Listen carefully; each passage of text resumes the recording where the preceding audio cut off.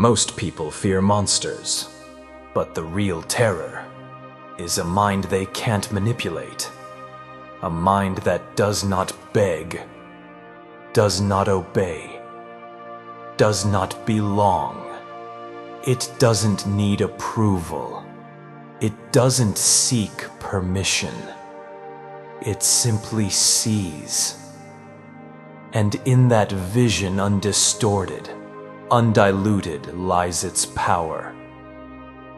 Ever notice how quiet the room gets when you start telling the truth? Not loud truth, quiet truth. The kind that makes people shift in their seats. The kind that makes smiles fade. You didn't raise your voice. You didn't attack. You just stopped pretending. And that was enough. Enough to make them pull away. Enough to make them call you distant, cold, arrogant. But they're not reacting to you. They're reacting to what you represent. Escape from the herd, from the script, from the lie. When you stop playing along, you confront them with a possibility they fear, that everything they call life might just be survival in disguise. And survival hates change. It hates clarity. It hates you when you choose to wake up. So now you stand there, alone, awake, watching the crowd walk away.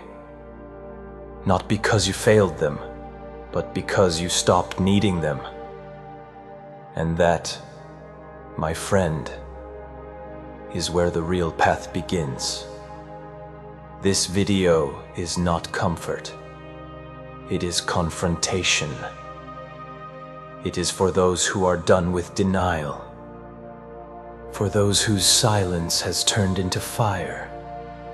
For those who are ready to bleed for clarity. If that's you, stay. We go to war now. But not with the world, with the illusions that live inside you. 1. Transformation causes isolation. Change doesn't begin with applause. It begins with silence.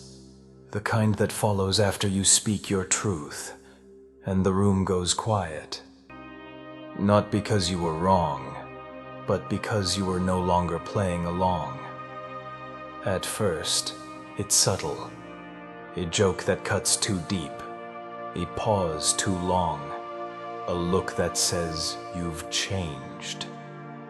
Yes, you have. And that's the problem. Because the moment you stop shrinking, they start squirming. You challenge them without trying. You confront them just by existing. Your growth is a threat to their stillness, and they won't say it directly. They'll mask it in concern, in sarcasm, in silence. But the truth is simple. You evolving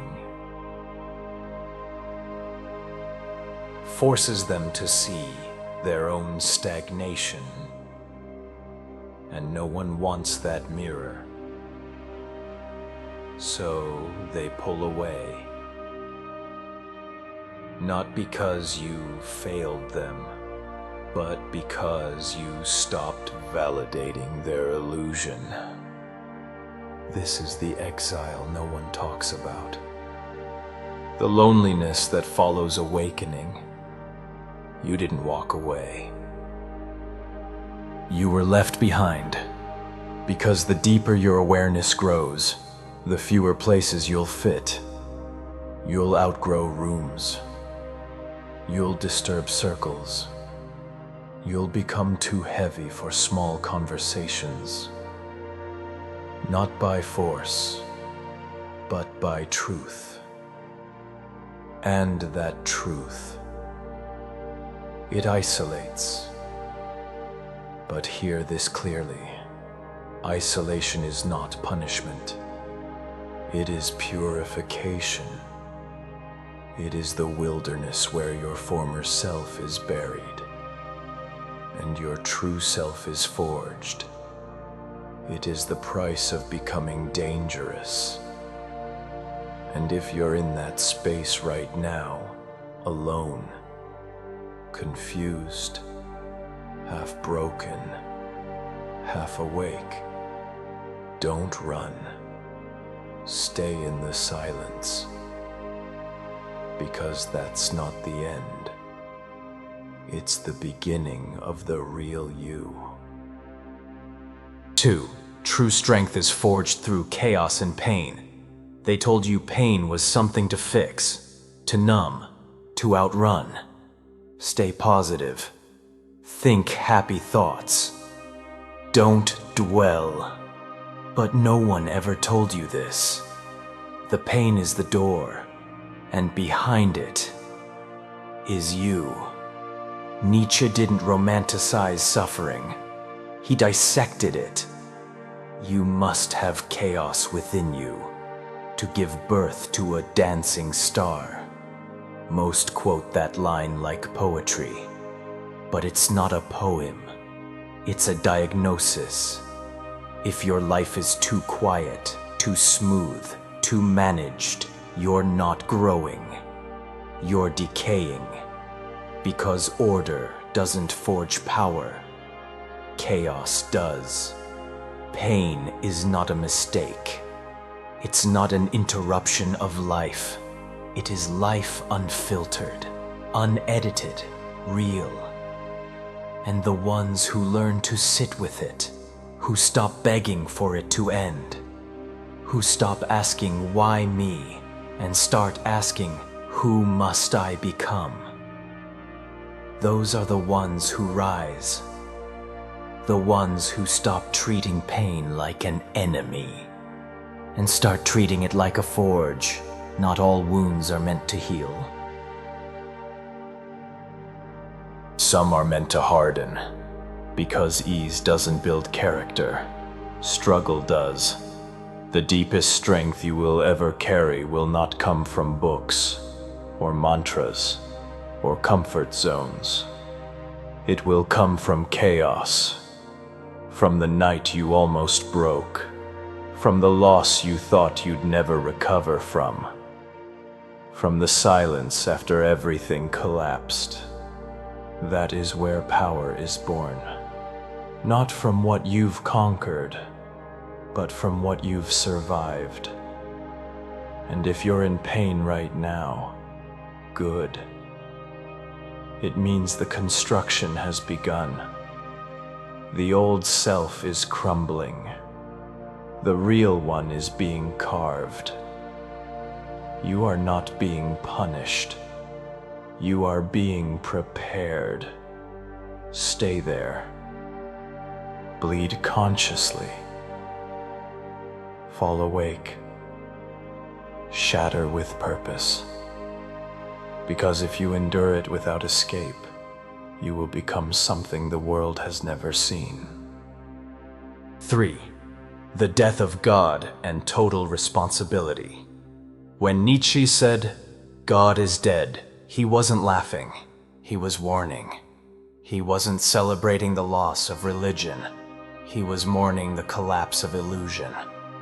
The sky went quiet, and suddenly, there was no one left to blame. No divine blueprint, no cosmic parent, no sacred plan to justify your pain. Just you and the silence. And in that silence, everything changes. Because when the gods fall, your excuses fall with them. No more fate to hide behind. No more sin to blame. No more commandments to follow like a child. Freedom, yes, but not the kind you fantasize about. This freedom is brutal, because it comes with one truth most cannot bear. There is no one coming, no savior, no chosen path, no pre-written destiny, just a blank canvas. And your blood. You want meaning. Make it. You want purpose. Forge it. You are no longer a follower. You are the architect.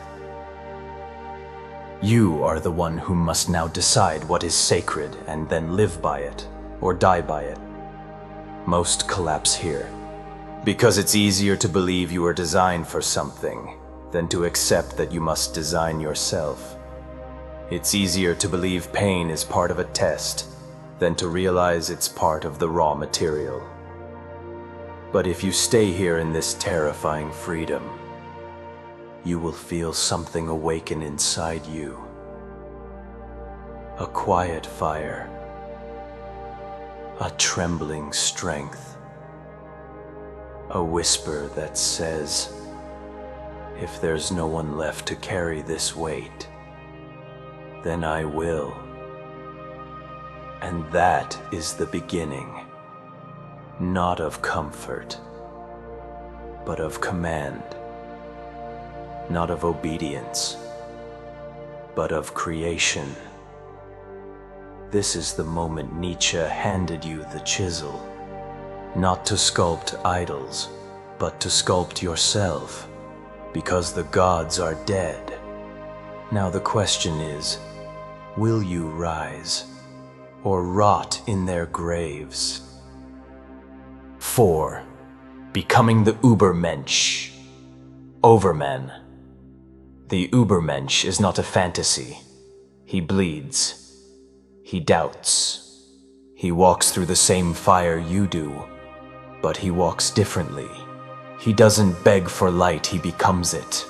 He's not chasing approval, applause, or identity. He's done with that. He buried the version of himself built for survival, the one shaped by fear, by shame, by the need to belong. And in its place, he sculpted a man, a being made not from comfort, but from confrontation. He does not live according to rules written by ghosts. He writes his own code and signs it with solitude. That's why the herd fears him, because his existence proves it's possible to live without them. He doesn't follow morality. He creates it. He doesn't fit in. He stands apart. And standing apart is dangerous, because it reminds others of what they gave up. They'll call him arrogant, cold, detached, but he doesn't flinch, because his strength isn't ornamental. It isn't performative. It's foundational. It's built in the dark, where no one watches and no one claps. The Übermensch doesn't adapt to the world. He imposes meaning on it. He doesn't ask, is this allowed? He asks, is this worthy of me? That's the shift, the death of obedience, the birth of sovereignty. But don't misunderstand. This isn't about dominance.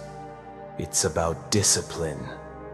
Not about control over others, but control over self. The Übermensch is not louder. He is deeper, still, focused, unshakable. His will becomes law. And if you want to walk this path, understand the price. You will have to kill the part of you that still begs, the part that still needs applause to feel alive. Because this path does not reward performance. It demands presence.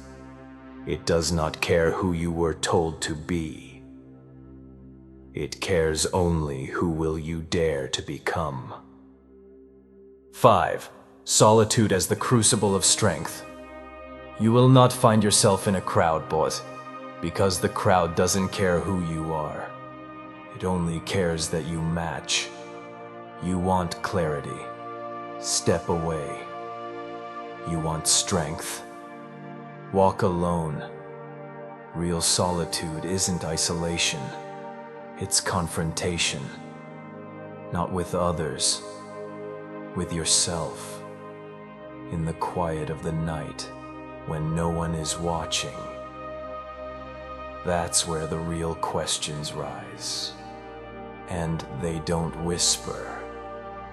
They scream. Who are you without validation? Who are you when no one claps? Who are you when the mask is gone? And the mirror doesn't flinch. Most run from these moments. They fill the silence with distractions, noise, screens, crowds, plans. Because they don't want to feel what's really there. But you, if you're here, if you're listening, then maybe you're different. Maybe you've started to feel the pull, that subtle, terrifying pull inward. That call to step away from everything familiar and face the thing you've avoided the most. Your own reflection. Solitude is not punishment. It's precision. It removes what doesn't belong. Friends who were never real. Thoughts that were never yours. Dreams that were just noise from the herd. What remains you? Raw, unpolished, uncertain, but real. And in that realness, something begins to shift. You stop reaching for permission. You stop waiting for company. You stop negotiating with your own voice. Because once you learn to walk alone, no one can use loneliness against you. They'll say you've changed. They'll say you're distant. They'll say you've become too quiet. Let them. You're not trying to be understood. You're trying to become. And becoming requires distance. Not to escape the world, but to stop being owned by it. Solitude is the crucible, the sacred war zone where illusions burn and the real self is named. Most will never get there. They will trade their soul for comfort. But you, if you can stay in the silence long enough, you will emerge with something unshakable. Not louder, just truer. And that is the strength no one sees coming. 6. The threat of collective mediocrity. The herd doesn't come for your life. It comes for your mind. It doesn't need to burn you. It only needs to blur you. It whispers, not shouts. It laughs, not screams. And that's what makes it deadly. Because the crowd never says, "Stop thinking."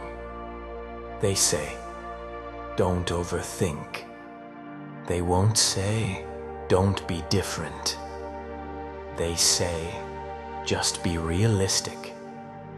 They won't forbid your truth. They'll just call it too much.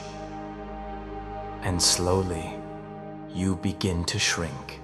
You round your edges. You soften your fire.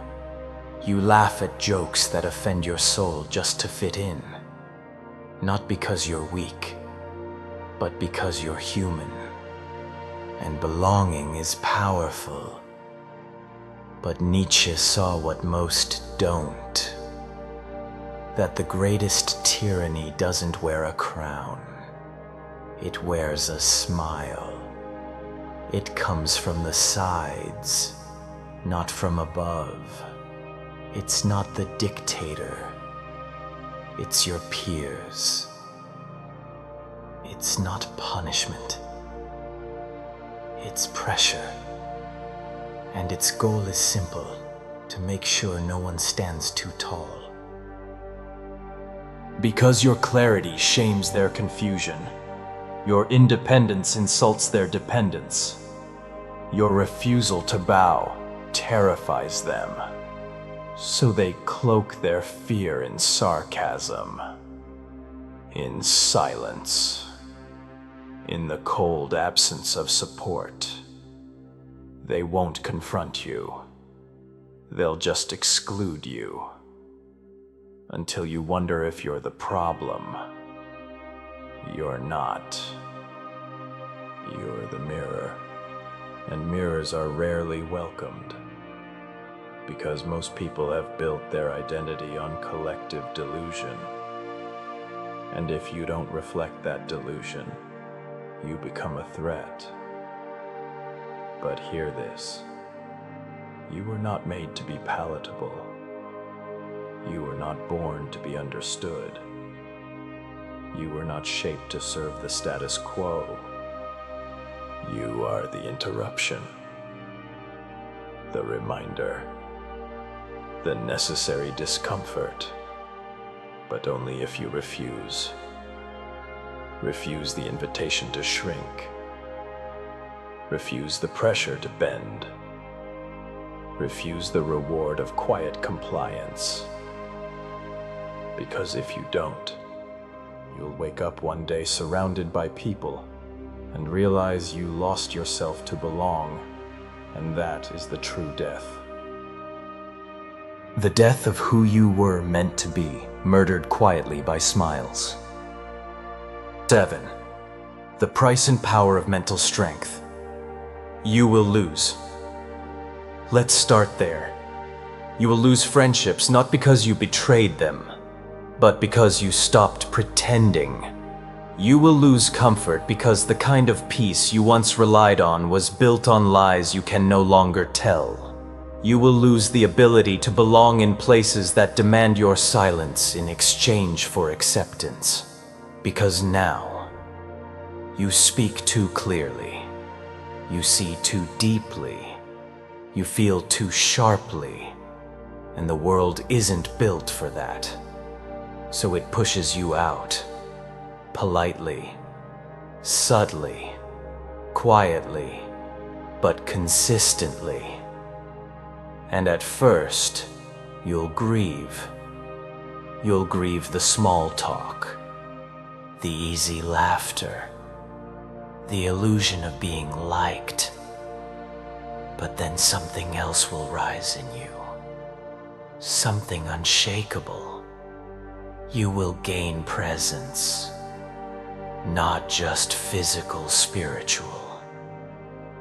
When you enter a room, the energy shifts. Not because you're loud, but because you're real. You will gain precision. Your words will cut. Your vision will pierce. You'll stop fumbling in fog because you've walked through enough darkness to see clearly.